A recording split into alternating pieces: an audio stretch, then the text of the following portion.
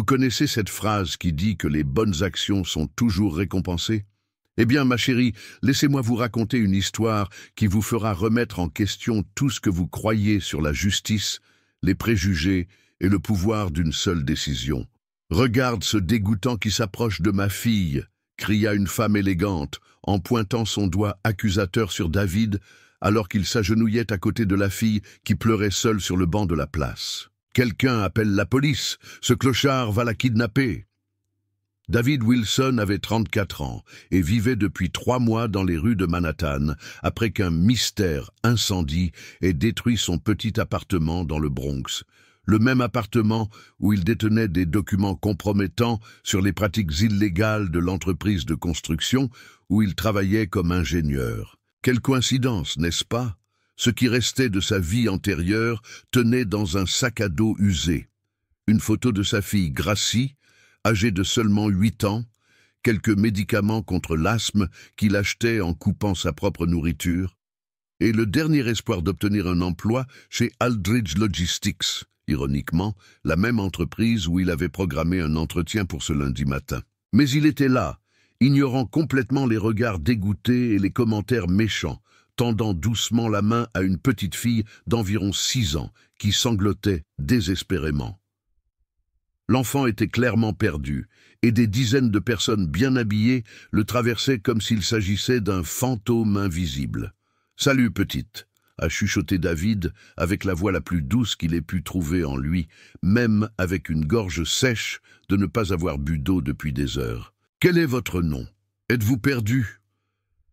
La jeune fille a levé les yeux bleus pleins de larmes, et pour une raison inexplicable, n'a pas montré la moindre peur de cet homme noir, barbu et aux vêtements délavés. Peut-être parce que, contrairement à tous les autres passants pressés dans leurs costumes impeccables, il s'était arrêté. Il s'en était soucié. « Ellie, murmura-t-elle en sanglotant, je ne sais pas où est mon chauffeur. Maman va être très en colère contre moi. Ou conducteur. » David a froncé les sourcils. Cette fille venait clairement d'une famille aisée. Ses vêtements étaient la marque qu'il voyait dans les vitrines de la 5e avenue. La petite chaussure avait un éclat qui coûtait plus cher que son salaire d'une semaine à l'époque où il avait encore un emploi. Et elle était là, abandonnée, tandis que les gens de sa propre classe sociale prétendaient ne pas la voir. « D'accord, Célie. On retrouve ta famille ensemble, d'accord? Je vous promets que vous serez en sécurité. » C'est alors que David s'est rendu compte qu'il était filmé. De nombreuses personnes avaient leur téléphone portable pointé vers eux, mais ce n'était pas par admiration ou soutien. D'après les chuchotements qu'il pouvait capter, il était clair qu'il documentait ce qu'il croyait être un possible enlèvement en cours. « Ce type suspect est en train de jouer avec un enfant riche, » a murmuré un homme en costume. « Je parie que c'est une arnaque de ces maloqueros. »« Regardez son état, » a chuchoté une femme portant un sac Prada. « Probablement drogué. Quelqu'un doit intervenir avant qu'il ne soit trop tard. » David connaissait bien ce regard. C'était le même que celui que j'ai reçu lorsque j'essayais d'entrer dans un magasin pour demander des postes vacants, lorsque je demandais des informations dans la rue, lorsque j'osais utiliser les toilettes d'un centre commercial. Le regard qui disait « Vous n'avez pas votre place ici, vous êtes une menace potentielle. Vous êtes coupable, jusqu'à preuve du contraire. » Mais il y avait quelque chose de différent en ce froid matin d'octobre. Un calme étrange, presque surnaturel s'est emparé de lui, comme si tous ces mois à dormir dans des abris, à manger dans des soupes et à être traités comme des ordures humaines avaient été une préparation à ce moment précis, une tempête d'humiliation qui a forgé quelque chose d'indestructible en lui. Il a pris la petite main d'Ellie et a commencé à marcher, ignorant complètement les flashs des téléphones portables et les commentaires empoisonnés qui coupaient l'air du matin comme des rasoirs. « Où habites-tu, Ellie ?»« Dans la grande maison avec le portail en fer. Il y a 2 lions dorés à l'avant et une fontaine qui fait du bruit d'eau. » David sourit intérieurement. Bien sûr, il y avait des lions dorés et une fontaine décorative. Ces personnes avaient toujours un symbole de pouvoir pour montrer qu'elles étaient meilleures que les autres, en particulier les autres comme eux. Ils ont marché pendant environ 15 minutes à travers des rues qui se sont progressivement transformées de rues commerciales en rues résidentielles, où les maisons sont devenues de plus en plus grandes et imposantes, chacune une forteresse de privilèges construite pour éloigner des gens comme David. C'est à ce moment-là qu'ils sont arrivés au manoir Aldridge. Le nom était gravé en lettres dorées sur la porte en fer forgé, ainsi qu'un blason familier que David ne pouvait pas déchiffrer, mais qui coûtait certainement plus cher que la plupart des gens en un an. Le videur à l'entrée, un homme noir plus grand que David, a failli s'étouffer lorsqu'il les a vus s'approcher. Ses yeux se sont rétrécis dans un mélange de reconnaissance raciale et de trahison de classe, comme si David avait violé un code non écrit en osant marcher dans ce quartier. « Monsieur, je vais devoir vous demander de vous éloigner immédiatement de l'enfant », a déclaré Marcus, le portier, la main déjà sur le talkie-walkie. Il s'agit d'un quartier résidentiel privé.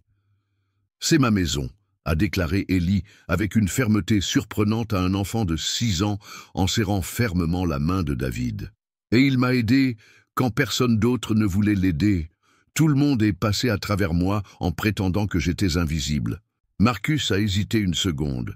L'autorité d'un enfant riche pesait plus lourd que ses soupçons sur David, mais a rapidement parlé à la radio. « Madame Aldridge, sa fille est arrivée accompagnée d'un individu. » Ce que David ne savait pas, c'est que Vanessa Aldridge, PDG d'Aldridge Logistics et l'une des femmes les plus puissantes de New York, était à ce moment précis dans son bureau en train de signer une démission.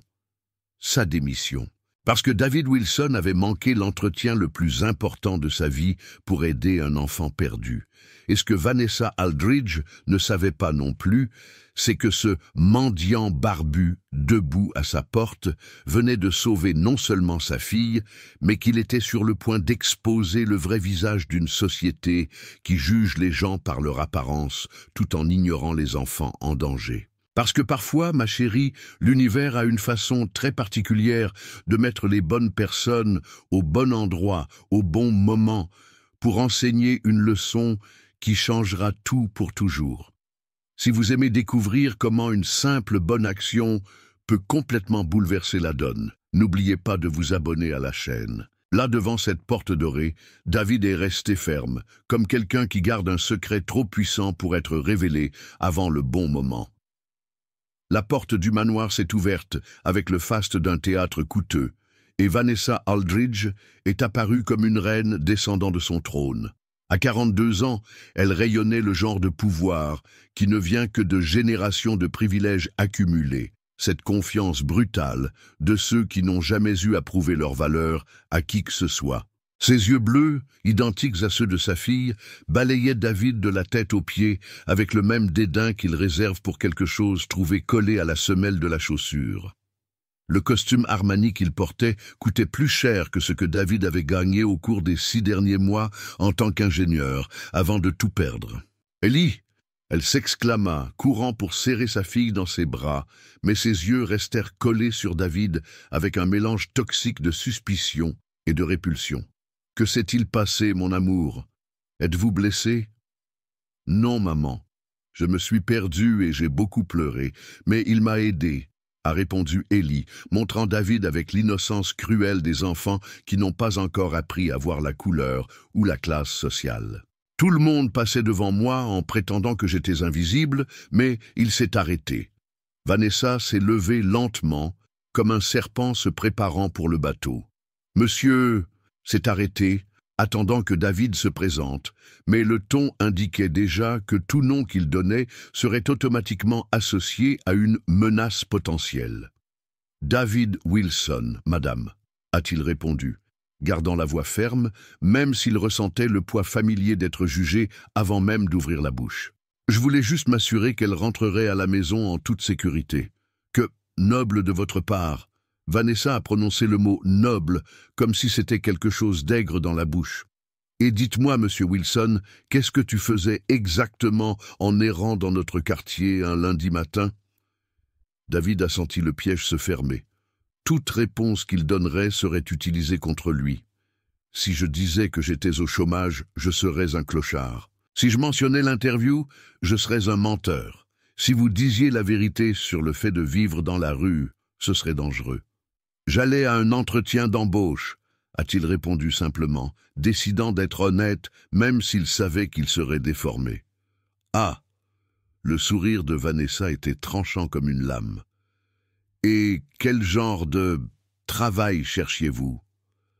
Ingénierie, logistique, quelque chose d'honnête qui me permette de m'occuper de ma fille. C'est alors que Marcus, le videur, s'est approché et a chuchoté quelque chose à l'oreille de Vanessa. David a vu ses yeux se rétrécir encore plus, si c'était possible.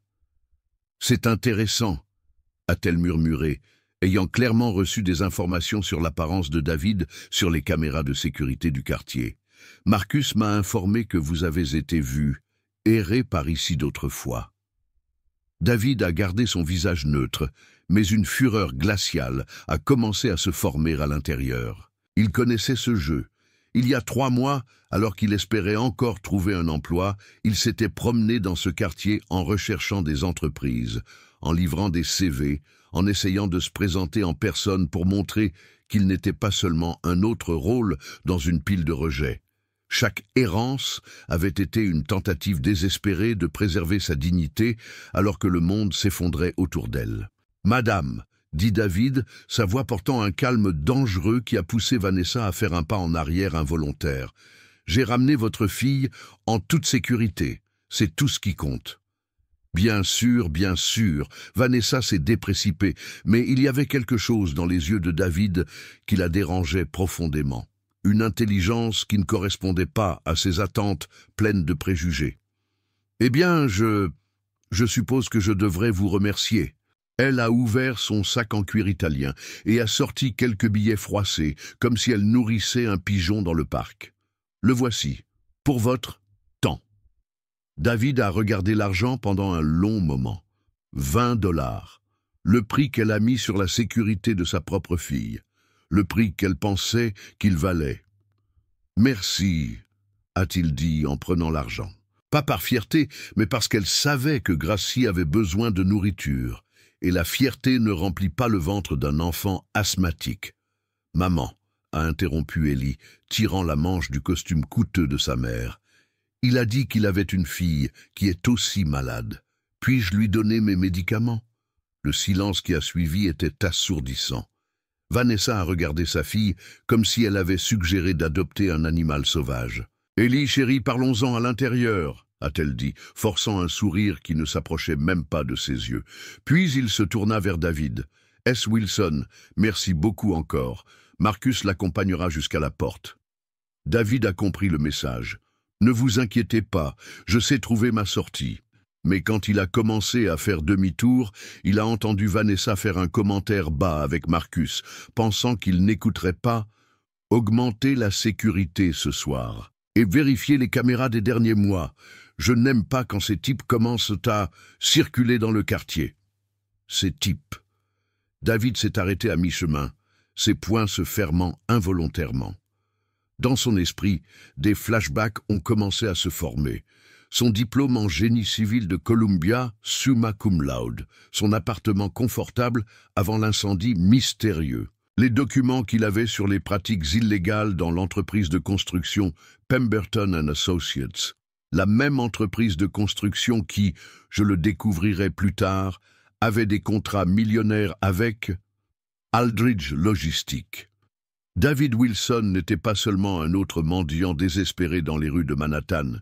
C'était un homme qui avait tout perdu parce qu'il refusait d'être complice de la corruption. Un homme avec un doctorat en résolution de problèmes complexes et une mémoire photographique qui cataloguait chaque humiliation, chaque manque de respect, ces types qu'il entendait dans les rues. Il se tourna lentement vers Vanessa, ce calme surnaturel revenant à ses yeux. « Madame Aldridge » a-t-il dit, sa voix basse mais tranchante comme de l'acier. « Au fait, j'ai raté mon entretien de ce matin pour avoir aidé votre fille. C'était chez Aldridge Logistics, pour un poste de coordinateur logistique. » Vanessa a cligné des yeux, traitant l'information. Puis son visage s'est transformé en un masque de fausse inquiétude. « Oh, Comme c'est regrettable. Elle ne trouvait clairement rien de regrettable. Eh bien, c'est peut-être pour le mieux. Des positions comme celle-ci nécessitent un certain profil. David hocha lentement la tête, enregistrant chaque mot, chaque inflexion, chaque micro-expression de cette femme qui venait de sceller son propre destin sans le savoir. « Je comprends parfaitement, » a-t-il répondu. « Je suis sûr que nous pourrons résoudre ce problème d'une manière qui soit adaptée à toutes les personnes impliquées. » Il y avait quelque chose dans le ton de David qui a fait froncer les sourcils à Vanessa. Ce n'était pas une supplication, ce n'était pas une menace. C'était quelque chose de beaucoup plus dangereux, c'était une promesse. Chaque nouvelle humiliation ne faisait que renforcer quelque chose en lui que ses oppresseurs ne pouvaient pas voir. Une force silencieuse alimentée par l'injustice même qu'ils essayaient d'imposer. Comme si l'univers préparait une leçon que personne n'oublierait jamais. David a parcouru les rues de Manhattan avec les $20 de Vanessa brûlant dans sa poche comme de la braise vive. L'humiliation résonnait encore dans ses oreilles. Ces types, mais quelque chose de différent se passait en lui. Ce n'était pas de la colère, c'était quelque chose de beaucoup plus dangereux, une clarté absolue. Il s'est arrêté dans un snack-bar bon marché dans le Bronx et a commandé un café qui coûtait $2. De l'argent qu'il n'avait pas hier, mais qui représentait aujourd'hui le prix qu'un PDG multimillionnaire avait mis sur la sécurité de sa propre fille. Ironique, n'est-ce pas? David Wilson. Une voix familière l'a fait tourner. C'était Jake Martinez, son ancien collègue de Columbia, aujourd'hui un avocat spécialisé dans les droits civils, que David n'avait pas vu depuis 5 ans. Jake, David sourit amèrement. Je peux imaginer comment je dois être. Jake l'a étudié pendant un moment. Le rasage, les vêtements délabrés, la fatigue dans les yeux. Mec, j'ai entendu parler de l'incendie dans ton appartement et que vous ayez dénoncé Pemberton. Une plainte qui a mystérieusement disparu du système 2 jours plus tard, a murmuré David. Avec mon appartement, mes documents, ma vie. Asseyez-vous ici. Jake a tiré une chaise. Il me dit tout. Et cette fois, il nommait rien. Pendant 1 heure, David a tout raconté. L'incendie suspect, les mois dans la rue, Gracie vivant avec sa tante parce qu'il n'en avait pas les moyens. Et enfin la rencontre avec Ellie et Vanessa ce matin-là. Jake a écouté en silence, mais ses yeux d'avocat ont commencé à briller d'une manière que David connaissait bien à l'université. « David, » a dit Jake lentement, « savez-vous qui est le plus gros client de Pemberton & Associates ?»« Ne me dis pas... Aldridge Logistics, contrat de 200 millions par an. Et savez-vous quel genre de contrat? Entrepôt construit sur des terrains avec des irrégularités environnementales que vous avez documentées. » David a senti quelque chose de froid descendre de sa colonne vertébrale. Vanessa Aldridge savait. Plus que ça, elle a probablement ordonné votre neutralisation lorsqu'elle a appris que vous aviez des preuves. L'incendie n'était pas un accident, David. C'était une tentative de destruction de preuves et d'intimidation. À ce moment-là, David s'est rendu compte que sa vie avait été détruite non pas par la malchance ou la discrimination commune, mais par un complot spécifique impliquant la même femme qui venait de le traiter comme une ordure humaine ce matin-là. « Jake, j'ai besoin de mes copies numériques. »« Quelles copies numériques ?» David a souri pour la première fois depuis des mois, un sourire qui n'atteint pas les yeux. « Tu te souviens à quel point j'étais paranoïaque à l'université, toujours en train de sauvegarder ? Ne me dis pas que tu... 3 serveurs cloud différents, des mots de passe que je suis le seul à connaître, 5 ans de documents prouvant des irrégularités, des pots de vin, de la falsification de rapports environnementaux. Tout est toujours là, en attente. » Jake s'est penché en avant. « David, cela pourrait faire tomber non seulement Pemberton, mais toute entreprise qui a collaboré à ces escroqueries. Nous parlons d'Aldridge Logistics, » a ajouté David. « L'entreprise de la femme qui m'a traité comme un criminel pour avoir aidé sa fille. Ils ont passé les 2 heures suivantes à planifier. Jake a expliqué les recours collectifs, l'exposition dans les médias, les poursuites pénales. Mais David avait quelque chose de plus grand en tête. « Jake, Pouvez-vous obtenir des informations sur les pratiques d'embauche d'Aldridge, spécifiquement sur la discrimination raciale? Je peux essayer. Pourquoi? Parce que, dit David, ce calme surnaturel qui revient à ses yeux, je vais postuler pour travailler à nouveau là-bas. Tu es fou, après ce qui s'est passé ce matin? Surtout à cause de ce qui s'est passé ce matin, a corrigé David. Vanessa Aldridge m'a rejeté sans même connaître mon nom complet. Il n'a pas vérifié mon CV, n'a pas posé de questions sur l'expérience. Il m'a écarté uniquement en fonction de mon apparence. Jake a commencé à comprendre. Discrimination documentable. En face des caméras de sécurité, avec des témoins, après que j'ai sauvé sa fille. David s'est levé. « Jake, j'ai besoin de 2 faveurs. Parle. Tout d'abord, je veux que vous enquêtiez sur tous les employés noirs qu'Aldridge a embauchés au cours des 5 dernières années pour des postes de direction. Je parie que vous trouverez un modèle intéressant. » Et le second... David a de nouveau souri, mais cette fois, il y avait quelque chose de prédateur dans cette expression. « J'ai besoin d'accéder à mes fichiers et d'une stratégie pour retourner dans ce manoir. David, quoi que tu aies prévu, ce n'est pas de la vengeance, Jake, c'est la justice, il y a une différence. » David a fait une pause. « Vanessa Aldridge a détruit ma vie pour protéger les profits sales. Il m'a traité comme un criminel pour avoir la mauvaise couleur de peau. Et puis, il a eu l'audace de me payer 20 $, comme si j'étais un mendiant reconnaissant. » Jake a regardé son ami avec un mélange d'admiration et d'inquiétude.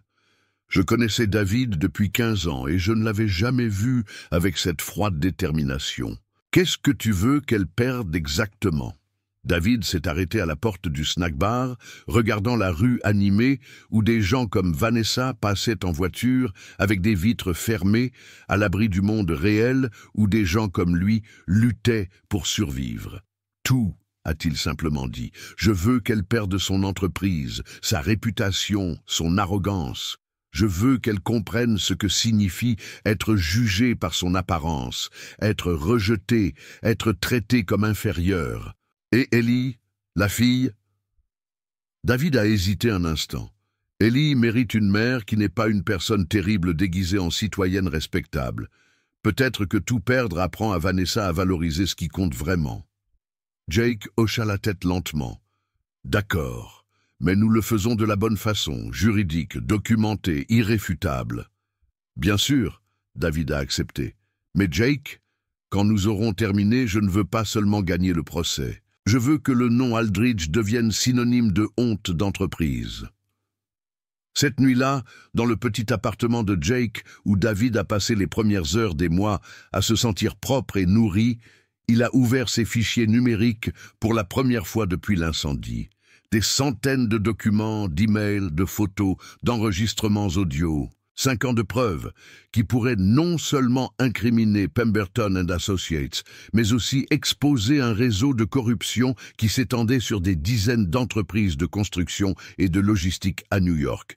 Et au centre de tout cela, comme une araignée au centre d'une toile empoisonnée, se trouvait Aldridge Logistics et son PDG qui pensait que la discrimination raciale n'était que des standards de l'entreprise. David a souri en regardant la photo de Gracie dans son portefeuille.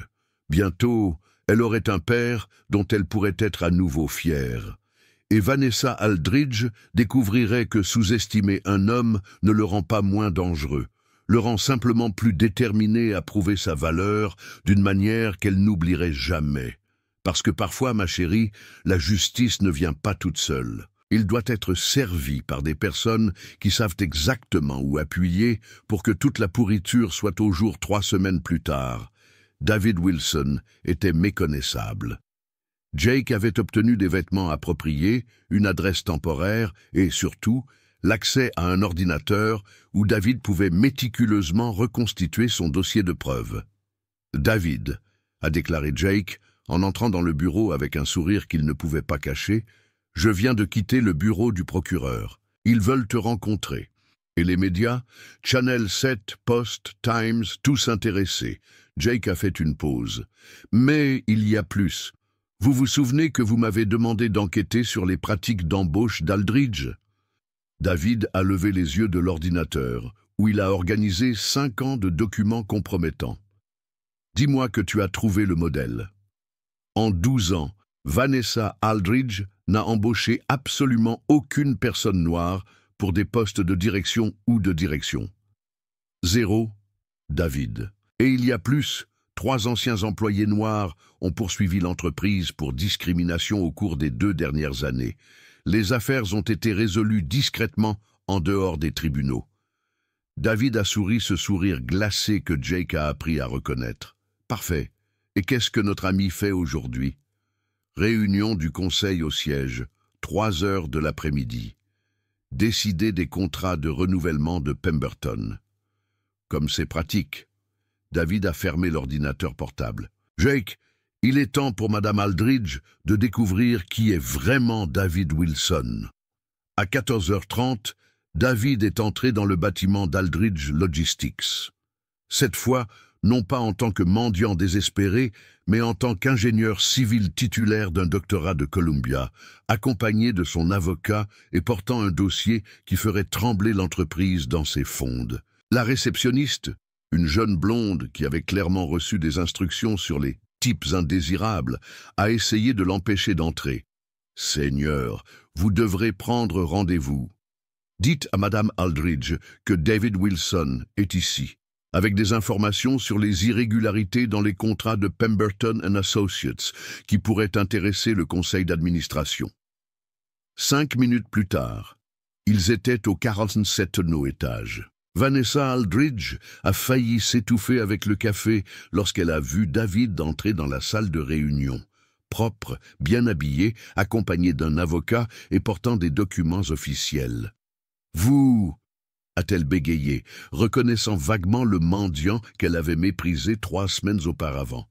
« Bonjour, Madame Aldridge, je suis David Wilson, ingénieur civil, docteur de Columbia. » Sa voix était calme, mais il y avait de l'acier en elle. « Je crois que nous nous sommes rencontrés brièvement lorsque j'ai aidé votre fille Ellie à rentrer à la maison. » Tout le conseil s'est tourné pour regarder Vanessa, qui pâlit visiblement.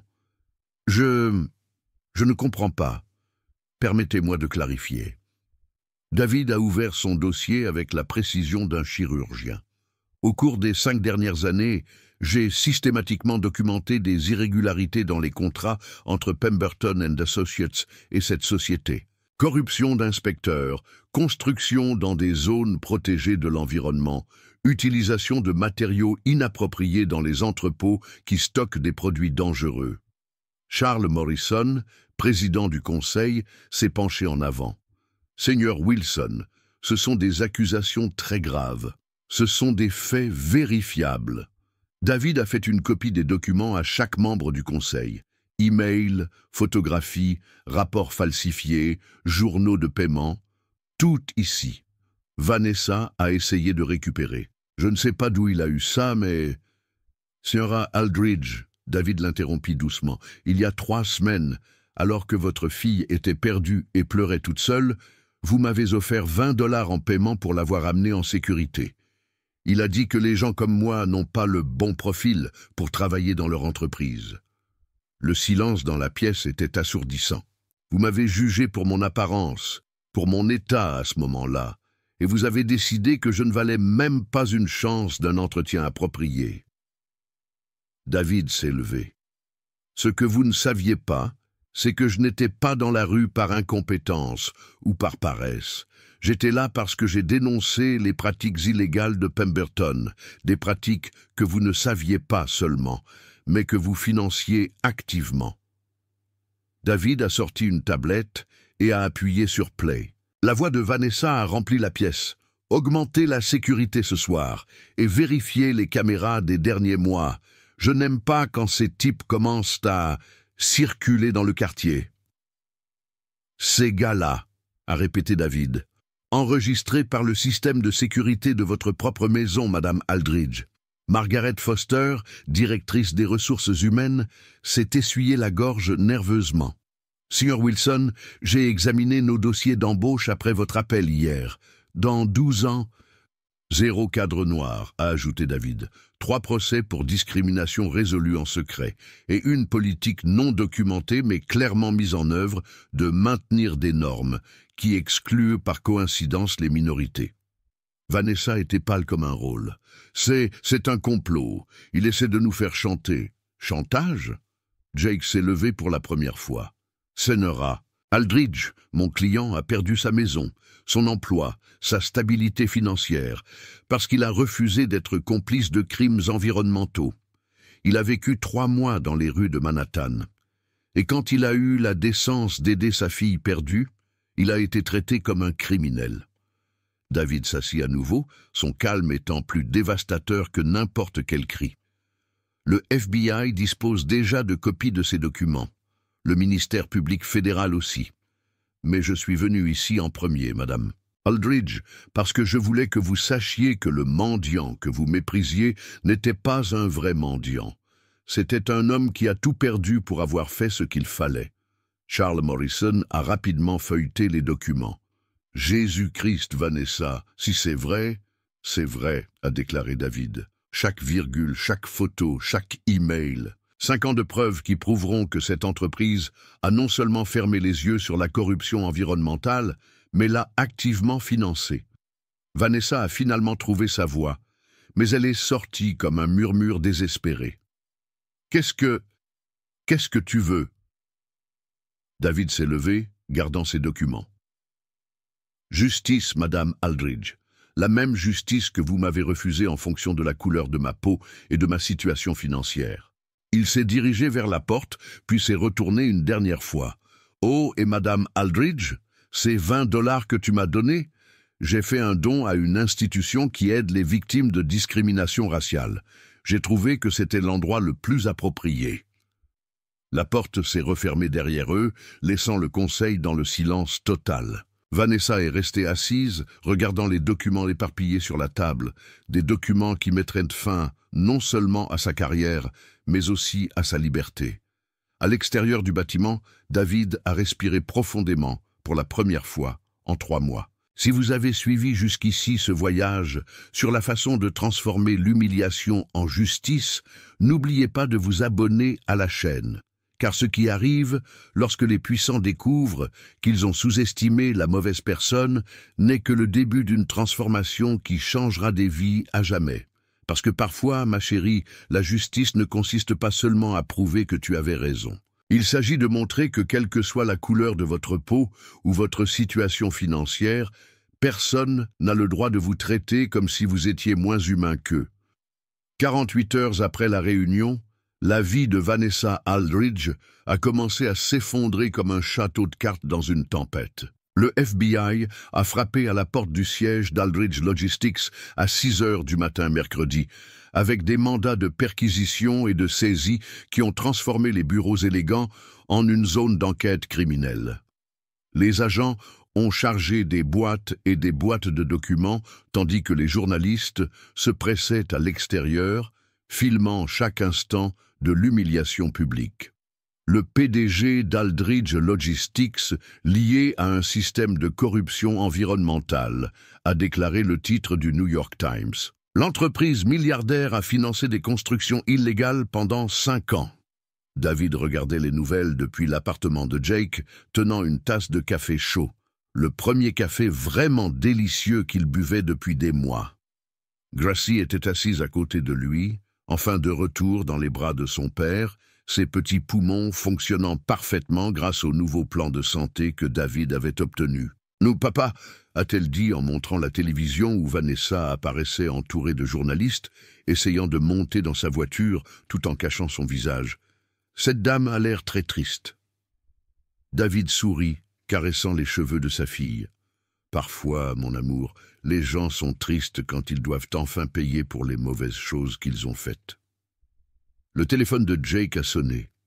C'était un journaliste de Channel 7 qui voulait interviewer David. « Il est intéressé, mais il peut se le permettre, » a répondu Jake. « Il veut parler de discrimination raciale dans les entreprises américaines, pas seulement de ce cas spécifique. » 3 jours plus tard, David était assis dans le studio de CNN, vêtu d'un costume neuf mais simple, les yeux calmes, pendant que la présentatrice examinait ses notes. « Seigneur Wilson, qu'avez-vous ressenti lorsque vous avez appris que la même femme qui vous a discriminé était impliquée dans le stratagème qui a ruiné votre vie ?» David a réfléchi un instant. Ce n'était pas surprenant, Sharon. C'était une confirmation.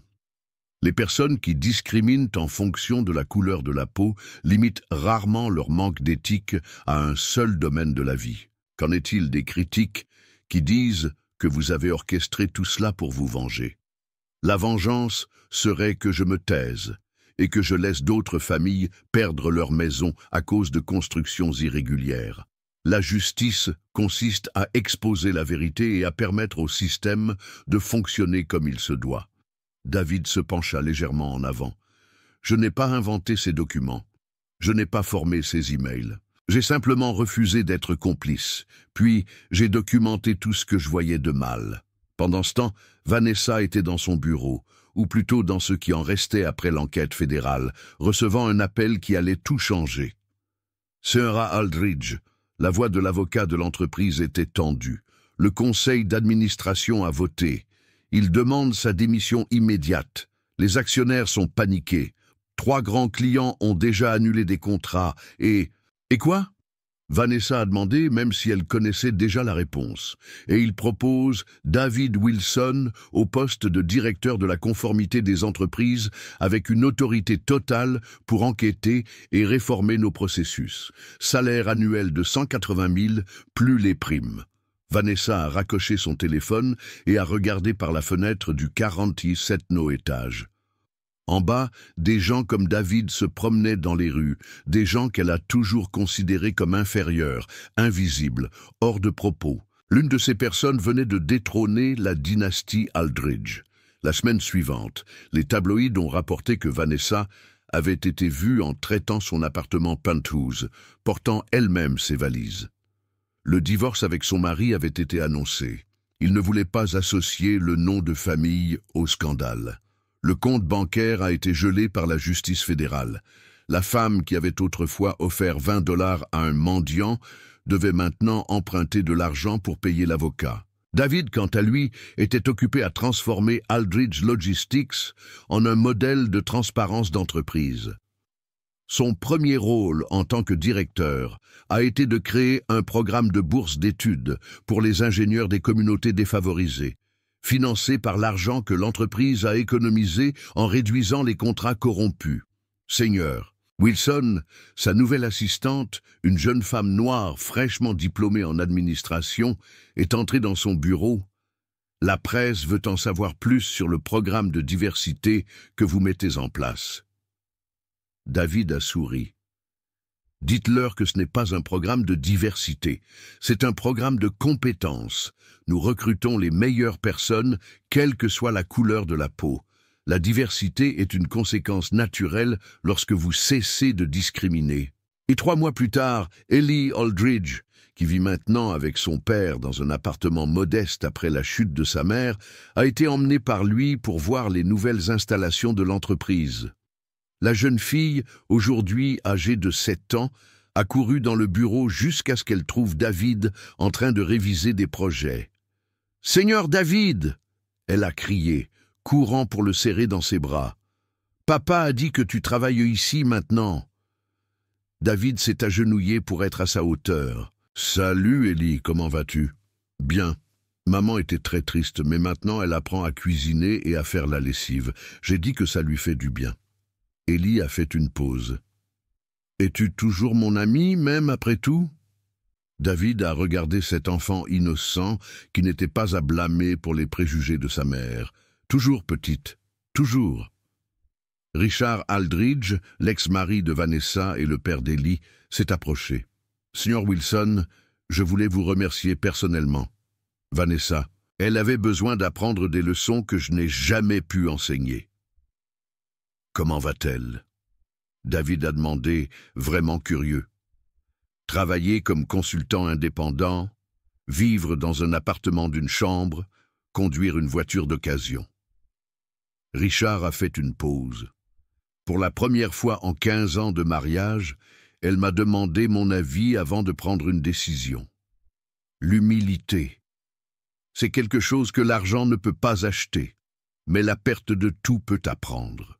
Ce soir-là, David est rentré chez lui, un appartement de 2 chambres dans l'Upper West Side, qu'il a pu louer avec son nouveau salaire, et a trouvé Gracie en train de faire ses devoirs sur la table de la cuisine. « Père !» a-t-elle dit en levant les yeux du cahier. « Le professeur nous a demandé d'écrire sur nos héros. Puis-je écrire sur vous ?» David s'est assis à côté de sa fille. « Pourquoi serais-je ton héros, Gracie ? Parce que tu n'as jamais renoncé à faire ce qu'il fallait, même quand c'était difficile. Et parce que tu m'as appris qu'être différent des autres ne signifie pas être pire qu'eux. » Tout en aidant Gracie à faire sa leçon, David a réfléchi à la façon dont la vie avait changé. Il y a 6 mois, je dormais dans des abris et je mangeais dans des sous-abris. Aujourd'hui, il a dirigé l'une des réformes d'entreprise les plus importantes de New York, prouvant que la compétence n'a pas de couleur, de classe sociale ou d'origine. Et Vanessa?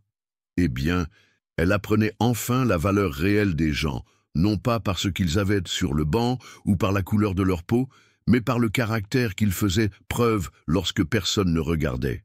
Parce que parfois, ma chérie, la justice ne consiste pas seulement à punir ceux qui se sont trompés. Il s'agit de donner à chacun la chance de devenir de meilleures personnes, même s'ils doivent d'abord tout perdre pour découvrir qui ils sont vraiment. 1 an plus tard, David Wilson se trouvait sur le même banc de la place où tout a commencé, mais cette fois accompagné de Gracie, qui jouait joyeusement pendant qu'il examinait les rapports d'Aldridge Logistics sur sa tablette. L'entreprise était devenue un modèle national de transparence d'entreprise. Sous sa direction, la productivité a augmenté de 40%. 3 grands contrats internationaux ont été conclus et la réputation de l'entreprise a été complètement reconstruite. Non seulement David avait sauvé l'entreprise de la faillite après le scandale, mais il l'avait transformée en quelque chose de meilleur que jamais. « Papa, regarde !» Gracie a pointé du doigt une femme qui s'approchait lentement. C'était Vanessa Aldridge. Elle était méconnaissable. Les cheveux, autrefois toujours impeccablement coiffés, étaient attachés à une simple queue de cheval. Leurs vêtements étaient ordinaires, achetés dans les grands magasins. Ils portaient un dossier de documents et marchaient avec l'attitude de ceux qui ont appris à vivre sans privilèges. « Sir Wilson » a-t-elle dit en s'arrêtant à quelques mètres de là. « Puis-je te parler un instant ?» David a fait signe à Gracie de continuer à jouer et s'est levé. « Bien sûr, Madame Aldridge. Comment puis-je vous aider ?» Elle hésita, clairement mal à l'aise. « Je voulais vous remercier. » David a haussé un sourcil. « Merci ? Pour ne pas m'avoir complètement détruit. » Les mots sont sortis avec difficulté. Vous auriez pu me poursuivre en justice en personne. Vous auriez pu vous assurer que je ne travaillerai plus jamais nulle part. Mais quand je suis allé chercher un emploi en tant que consultant, j'ai découvert que vous aviez donné des références sur mes capacités professionnelles, les séparant de ce que j'ai fait avec vous. David a hoché la tête. Tout le monde mérite une seconde chance, Madame Aldridge, surtout quand il montre qu'il a appris de ses erreurs. Vanessa a regardé Gracie qui lui a fait signe joyeusement. « Ellie parle constamment de toi.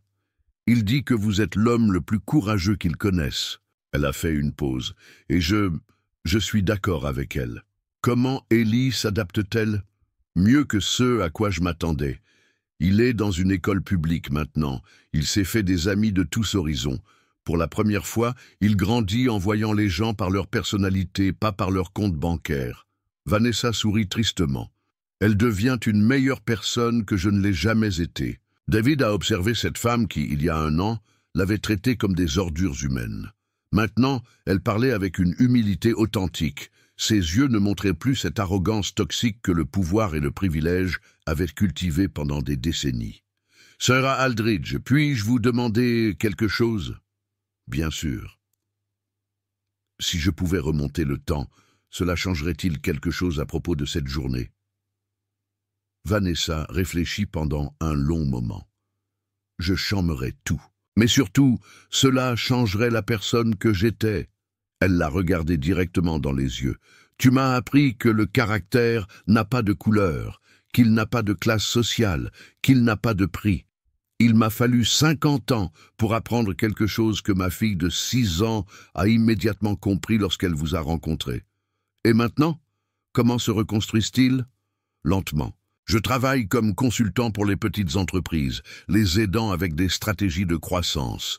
Je gagne en 1 mois ce que je dépensais pour une chaussure. Elle a ri, mais pas avec amertume, avec une légèreté que David n'avait jamais vue en elle. Pour la première fois de ma vie, je connais la valeur réelle de l'argent et surtout, je sais que ma valeur en tant que personne n'est pas sur mon compte bancaire. Jake Martinez est apparu en train de marcher sur la place, apportant du café à David, une tradition qu'il a développée lors de ses réunions hebdomadaires pour suivre les processus encore en cours. « Bonjour, Madame Aldridge », a salué Jake avec respect. « Seigneur Martinez », elle a hoché la tête. « Merci de m'avoir donné la chance de conclure un accord au lieu de m'emmener devant le tribunal pénal. Je sais que je ne méritais pas cette considération. » Jake a regardé David, qui a fait un geste presque imperceptible. « Tout le monde mérite justice, Madame Aldridge. Parfois, la justice est une punition. Parfois, c'est une opportunité de croissance. » Vanessa s'est préparée à partir, puis s'est retournée une dernière fois. « Seigneur Wilson, il y a quelque chose que je dois dire. Ce jour-là, lorsque je vous ai offert 20 $, ce n'était pas seulement des préjugés raciaux. C'était aussi du mépris pour des personnes que je considérais comme des ratés. Aujourd'hui, je sais que vous n'avez jamais échoué. Vous avez juste traversé des difficultés qui m'ont donné des leçons que j'avais besoin d'apprendre. » David a souri. « Señora Aldridge, nous sommes tous un travail en cours. Ce qui compte, ce n'est pas d'où nous venons, mais où nous choisissons d'aller. » Après son départ, Gracie a couru vers son père. « Papa, pourquoi as-tu été si gentil avec elle? Jake m'a dit qu'elle était très méchante avec toi. » David s'est agenouillé à la hauteur de sa fille. « Gracie, savez-vous quelle est la différence entre la vengeance et la justice? » « Non. La vengeance, c'est blesser quelqu'un parce qu'il nous a blessés. La justice, c'est donner aux gens exactement ce dont ils ont besoin pour devenir meilleurs. » Il a pointé du doigt la direction où Vanessa avait disparu. Elle devait tout perdre pour apprendre à valoriser ce qui compte vraiment. Maintenant, elle est une meilleure personne et Ellie a une meilleure mère. Et nous? David a regardé autour de lui, la place où il avait rencontré Ellie, le bâtiment d'Aldridge Logistics au loin où il travaillait maintenant comme directeur, vers Jake, qui était devenu non seulement son avocat mais aussi son meilleur ami. Nous avons appris que peu importe combien de fois le monde essaie de nous faire tomber, nous pouvons toujours choisir de nous relever et de construire quelque chose de mieux. Cette nuit-là, dans son nouvel appartement donnant sur Central Park, le même parc où il dormait sur des bancs il y a 6 mois, David a aidé Gracie à faire ses devoirs. « Papa » a-t-elle dit en levant le cahier, « regrettes-tu d'avoir aidé cette fille ce jour-là, même en sachant tout ce qui s'est passé après ?» David s'est arrêté pour réfléchir. En 1 an, il avait quitté la rue pour diriger l'une des plus grandes entreprises de logistique du pays. Il prouvera que la compétence n'a ni couleur ni classe sociale.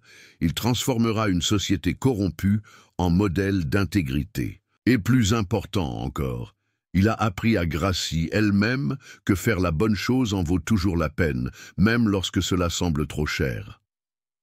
Jamais, mon amour, parce que c'est le jour où j'ai découvert qui j'étais vraiment. Et qui es-tu, papa? David sourit, serrant sa fille dans ses bras. Je suis quelqu'un qui croit que tout le monde mérite d'être traité avec dignité, quelle que soit son apparence, et que la meilleure vengeance n'est pas de détruire vos ennemis, c'est de construire un avenir si brillant qu'ils sont obligés de reconnaître votre valeur.